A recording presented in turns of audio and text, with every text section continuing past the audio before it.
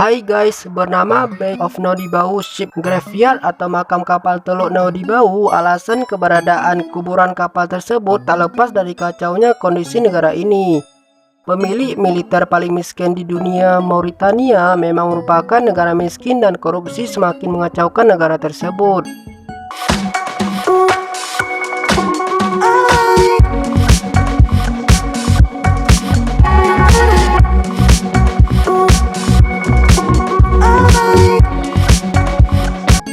Baiklah, yuk kita bahas kuburan kapal laut terbesar di dunia. Tapi sebelum lanjut, jangan lupa untuk menekan tombol subscribe dan aktifkan notifikasinya ya, agar bersama kita bangun channel ini menjadi lebih baik.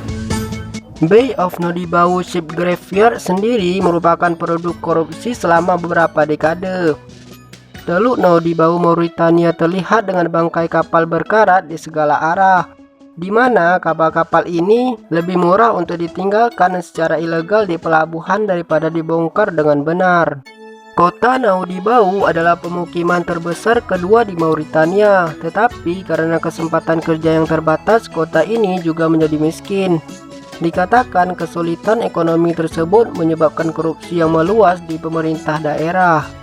Membongkar kapal-kapal besar adalah prosedur yang mahal, dan pemilik kapal yang tidak bermoral menemukan bahwa dengan suap relatif lebih murah, mereka dapat dengan mudah dan murah meninggalkan raksasa laut yang tidak diinginkan di Teluk Naudibau itu.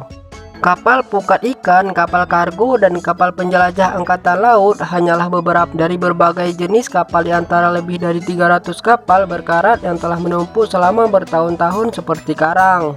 Seiring waktu berlalu, dengan kesulitan keuangan kota memburuk dan komunitas perkapalan mengetahuinya, pada 1980-an frekuensi munculnya kapal-kapal yang ditinggalkan di Teluk Naudibau meningkat secara dramatis.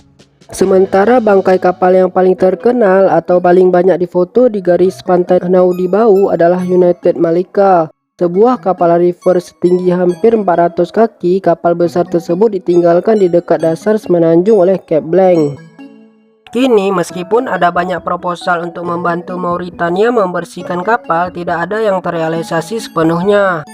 Di satu sisi, beberapa orang menyuruhkan untuk membersihkan bangkai kapal. Namun, di sisi lain justru dikatakan banyak efek samping positif dari pengabaian masa kapal-kapal tersebut. Kumpulan kapal-kapal itu menciptakan terumbu buatan untuk ikan dan satwa liar lainnya, merangsang industri perikanan lokal yang sepenuhnya telah hancur karena penangkapan ikan yang berlebihan selama bertahun-tahun di daerah tersebut. Lampung logam telah menjadi tempat berkembang biak ikan, mengisi kembali pasokan lokal. Selain itu, burung telah menetap di tongkang lepas pantai yang sebagian besar tidak tergerus.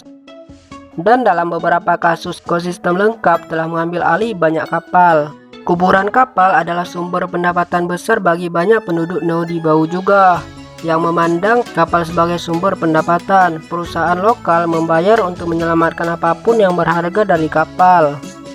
Mekanik dipekerjakan untuk melepaskan bagian-bagian mesin dari teknisi listrik untuk mengambil peralatan elektronik yang dapat diperbaiki.